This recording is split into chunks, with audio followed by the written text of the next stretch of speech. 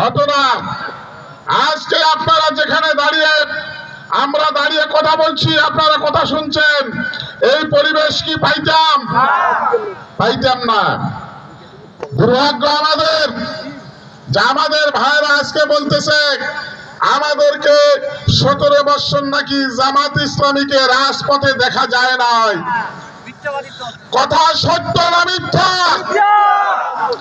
আপনারা জগড়াবাসী, আপনারা সাক্ষী হয়েছেন 2013 সালের কাফির বাজারে আন্দোলন করেছি আমরা মাসের পর মাস। এই মাসের পর আন্দোলন বিএনপির ভাইরা চোখ নষ্ট হওয়ার কারণে দেখতে পারে নাই। এই কাফির বাজারে ছাত্র শিবিরের তৎকালীন উপজেলা সভাপতি শহীদ মনিরুল ইসলাম শাহাদাত বরণ করেছিল। শহীদ সাজু ইসলাম সেদিন শাহাদাত বরণ করেছিল। আপনাদের জংরার কৃতি সন্তান শহীদ আব্দুর রহিম সেদিন শহীদ হয়ে গিয়েছিল, জানেন না? এখন বক্তব্য দিচ্ছে জামায়াত ইসলামী আন্দোলন করে নাই। আমরা বলতে চাই, আপনারা কি সেদিন আন্দোলনে ছিলেন? আপনারা কি 5 জুন আন্দোলনে ছিলেন? আপনাদের নেতা বলেছিল আমরা এই আন্দোলনের সাথে সম্পৃক্ত নাই, এই আন্দোলন করেছে ছাত্ররা, আমরা এটার সাথে নাই, বলে নাই?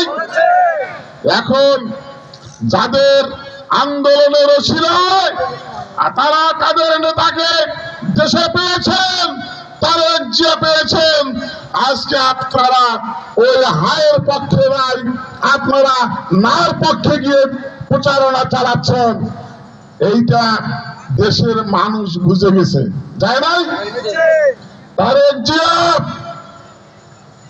পাগলের প্রলাপ বকতেছেন, ঢাকায় এসে বলতেছেন এবারের ভূমিকম্প জামাত ইসলামীর কারণে হয়েছে। ভাইরে কি নাউজুবিল্লাহ পড়বেন না?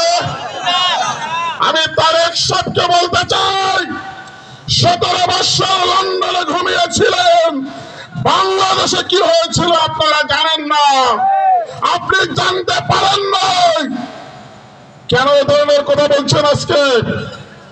আমরা তো বাংলাদেশ ছেড়ে মুসলেকা দিয়ে লন্ডনে যাই নাই, আমরা বাতিলের সাথে আপোষ করি নাই। সেদিন আমরা আপোষ করি নাই বলেই আমাদের নেতাদেরকে ফাঁসির কাস্টে ঝুলতে হয়েছিল।